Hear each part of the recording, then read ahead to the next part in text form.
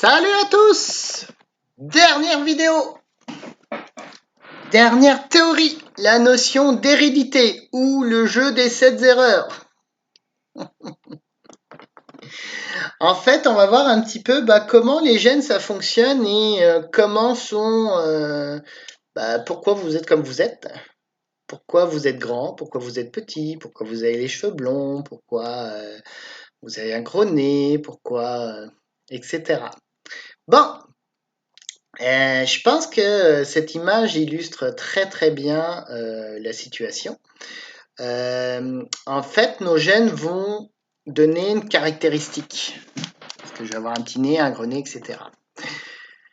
Donc, qu'est-ce qu'on peut voir? Donc, on peut voir un monsieur qui a une certaine caractéristique. Donc, qu'est-ce qu'on voit? On voit il a les cheveux qui va faire. Il a les cheveux courts là pour le coup. Il a un gros nez. Euh, il est Donc, il a la couleur de peau foncée, euh, des gros sourcils, voilà. Et puis, il est avec madame. Donc, madame a des cheveux longs, un nez long, des petits sourcils, des taches de rousseur, euh, les yeux, les mêmes yeux que le monsieur, etc. Et puis, ils ont un enfant. Donc, on voit un enfant, l'enfant, c'est un mélange des deux. Donc l'enfant, qu'est-ce qu'on voit? Il a les cheveux de sa mère, il a la peau de son père, il a les points de rousseur de sa mère, il a le nez de son père, etc., etc. Puis ça, on va essayer de comprendre comment ça arrive. Et puis finalement, pourquoi dans votre famille, vous pouvez avoir, vous êtes 4 enfants, il y en a 3 qui ont les yeux bruns, puis un qui a les yeux bleus. On va essayer de comprendre pourquoi. Il y a une histoire de génération, première génération, deuxième génération, troisième génération. Souvent, le grand-père pourrait, ça veut dire que s'il y a les yeux bleus, ça veut dire qu'un de vos grands-parents a les yeux bleus.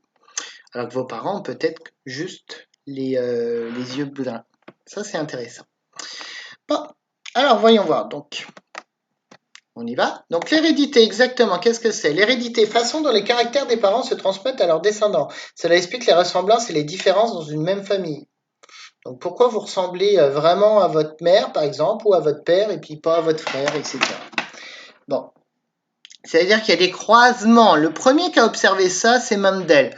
Mendel a été le premier à étudier la transmission de caractères entre générations de plants de pois. Il a pris des pois. On va le voir avec des fleurs parce que ça se comprend bien. On va y aller avec un seul caractère, puis après on va mélanger plusieurs caractères. Alors, on y va. Donc, première chose, ce qu'on va appeler une lignée pure, groupe d'individus d'une même espèce qui a pour caractère particulier n'engendre que des descendants ayant le même caractère. Donc, exemple, yeux bleus donnent des yeux bleus. Donc, fleur blanche avec fleur blanche donne fleur blanche. Mais c'est pur, c'est fleur blanche, blanche, blanche. On va voir pourquoi. Croisement, échange de gamètes entre deux individus différents qui se réalisent lors de la reproduction sexuée. On va voir qu'il y a un croisement possible. Et hybride, individu obtenu à la suite du croisement entre deux individus génétiquement différents. On va voir qu'il y a quand même une petite histoire. Alors, essayons de comprendre. Donc, qu'est-ce qui a été observé? Bon, Mendel, au départ, il a pris, donc lui, il a fait cette observation-là avec des pois. Nous, on va le regarder avec des fleurs. Il a pris des fleurs violettes, donc qui étaient 100% violettes, que ça faisait des générations qu'elles étaient violettes. Puis il a pris des fleurs blanches, ça fait des générations qu'elles sont blanches. Ça, c'est notre première génération, c'est une lignée qu'on dit pure. Il les a mis ensemble. Et là, qu'est-ce qu'il a vu? La deuxième génération, donc les enfants des fleurs violettes avec les fleurs blanches, ça a donné juste des fleurs violettes. Oh, toutes, c'est des fleurs violettes. Donc ça, c'est notre génération, c'est notre lignée hybride. Donc voilà. Et puis après, il a pris cette lignée hybride, puis il les a mis ensemble. Et qu'est-ce qu'il a remarqué? Il a une troisième génération. Il a 75% des fleurs qui ont été violettes et 25% qui ont été des fleurs blanches. Donc en croisant des fleurs violettes de la lignée hybride, qui ressemble bien à la lignée pure de fleurs violettes, mais qui n'est pas la lignée pure, donc en croisant les fleurs violettes de la lignée hybride, il a une troisième génération. C'est pour ça que je vous ai parlé de vos grands-parents. Vos grands-parents ont quand même une grosse importance. Première génération, c'est pur, on part de pur, une génération de départ. Deuxième génération, on obtient une génération hybride. Troisième génération, on obtient des choses, etc. Et d'ailleurs, les fleurs blanches qu'on obtient, bah là, on va s'apercevoir que c'est redevenu la lignée pure du blanc. Et dans les fleurs violettes, on va s'apercevoir qu'il y en a peut-être une qui va être de lignée pure violette. Et donc, dans la troisième génération, il y en aura peut-être deux qui seront juste, qui vont redevenir une lignée pure et deux qui vont être une lignée hybride. Comment c'est possible? En fait, ça s'explique avec la notion d'haleine. Mendel a parlé de facteurs héréditaires qui déterminaient une caractéristique. Ces facteurs, en fait, les gènes que nous retrouvons dans notre ADN. Donc, à partir de gènes, il y a un gène qui dit la couleur de la fleur. Donc, le gène, il détermine une caractéristique précise. Pourquoi vous avez la forme de cette oreille? Pourquoi vous avez des gros sourcils? Pourquoi j'arrive pas à avoir de barbe? Bah, effectivement, mon père a jamais réussi à avoir de barbe. J'arrive pas à avoir de barbe, mais mon grand-père avait. J'avais un de mes grands-pères qui arrivait à avoir des barbes, mais l'autre avait pas de barbe. Bon, bah, j'ai pas de barbe. Je peux pas avoir de barbe. Ça, c'est déterminé par nos gènes. Donc, finalement, bah, un gène, ce qu'on va appeler haleine, c'est une variante possible. Donc, par exemple, j'ai le gène de la couleur des yeux, bah, j'ai un haleine qui va être bleu, puis j'ai un haleine qui va être marron. Voilà. Donc, ce gène-là est déterminé à tel endroit, tel chromosome. On sait que ce gène-là, il détermine la couleur des yeux, mais ce gène-là, bah, il est peut-être, ça peut être un gène bleu ou ça peut être un gène blanc. Bon, c'est l'haleine ou marron. Alors, voyons voir. Donc, haleine pour la couleur des yeux. Qu'est-ce qui va se passer? Comme nos chromosomes, ils vont par deux. Eh ben, il y a plusieurs possibilités. Donc, si on y va pour couleur brune ou pour couleur bleue, pour les yeux, par exemple, il va y avoir la couleur brune qu'on va noter grand B. Il y a la couleur bleue qu'on va noter petit b. Et donc, si vous avez deux grands B, vous avez les yeux bruns. Si vous avez deux petits b, vous avez les yeux bleus. Et si vous avez un grand B et un petit b, il y a un haleine qui va être dominant par rapport à l'autre. C'est le brun. Donc, cette personne-là aura les yeux bruns. Toute personne qui a brun et bleu, il y a un haleine qui domine. Et bah c'est pour les yeux, c'est la couleur brune. C'est pour ça qu'il y a beaucoup plus de gens avec les yeux bruns que bleus. Donc, un haleine dominant est une haleine qui s'exprime lorsque l'individu possède deux haleines différents pour un gène. Donc, vous avez les deux mêmes gènes, mais avec qui sont différents. Bah, y en a un qui dit bah c'est moi qui va donner la caractéristique, pas toi. Et c'est toujours moi. Donc lui c'est le dominant. On note majuscule, l'autre en minuscule. Un haleine récessif, c'est celui qui se fait dominer. Et ce qu'on appelle, alors, petite différence entre génotype et phénotype. Le génotype, c'est le patrimoine génétique d'un individu, il tient compte de l'ensemble des haleines, de tous les haleines, alors que le phénotype, c'est la façon dont le génotype se manifeste. L'amène dominant va rentrer en jeu. Donc, si on vous parle de la phénotype des personnes, on regarde les caractéristiques qu'ils ont. Donc, regardons le coût de dominance et de récessivité des haleines. Donc, on reprend une lignée pure. Ça voulait simplement dire que les haleines étaient les mêmes. Donc, pour une fleur violet, c'est violet-violet. Grand V, c'est dominant.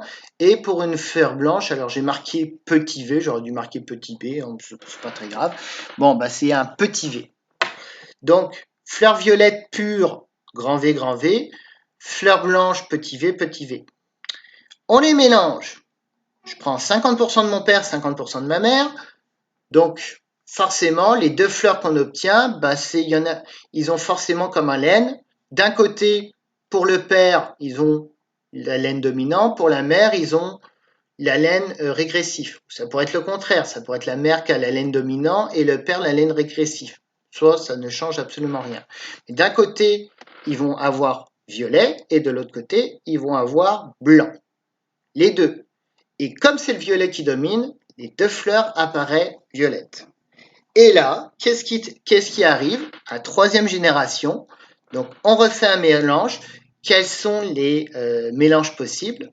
Bah, si je prends pour la première fleur, je prends violet, bah, j'ai une possibilité, la deuxième peut être violette ou la deuxième peut être blanche. C'est les deux premières. À ce moment-là, la fleur sera violette. Si je prends pour la première le blanc, première possibilité, c'est que ça soit la mère donne violet. Donc là, bah, la fleur apparaît violette. Mais la quatrième possibilité, c'est avoir du blanc. Donc qu'est-ce qu'on voit? Bah, on voit que j'ai une fleur qui est redevenue pur violet, j'ai deux fleurs qui sont des mélanges, et j'ai une fleur qui est redevenue tout simplement pure blanche. Donc c'est pour ça que dans une famille, vous pouvez regarder, ça marche aussi avec les yeux. Si votre grand-père a les yeux bleus, puis votre grand-mère a les yeux marrons, ils se mettent ensemble, vos parents avaient exactement la même chose, etc. Bah, on se retrouve que vos parents, les deux, ont des yeux marrons, par exemple, et puis bah, ils se mettent ensemble, ils ont 4 enfants, 3 ont les yeux marrons, mais un peut avoir les yeux bleus. Ah, il a les yeux de son grand-père. Ça vient de là. Donc voilà, ça va falloir faire ça comme exercice. On va voir comment. Bon, alors, notion de gamète. Donc en fait, une gamète, c'est une cellule prévue pour la reproduction sexuée. Très simple, spermatozoïde chez l'homme et puis ovule chez la femme. Voilà, ça ce sont des gamètes. Une gamète ne contient qu'un seul chromosome de la paire initiale. Donc le spermatozoïde arrive à l'ovule et qu'est-ce qui se passe? Bah tiens, voilà la moitié de l'ADN, toi tu as l'autre moitié, on se combine. Donc une gamète mâle va se féconder avec une gamète femelle, ou une gamète femelle va se féconder avec une mâle. Les deux se fécondent pour donner un nouvel individu composé à 50% des gamètes de chaque parent. Donc vous avez 50% de votre père, 50% de votre mère. Sauf que si votre père a les yeux bruns, puis votre mère a les yeux bleus, bah peut-être, puis si c'était un brun pur, votre père, vous avez le brun qui va dominer.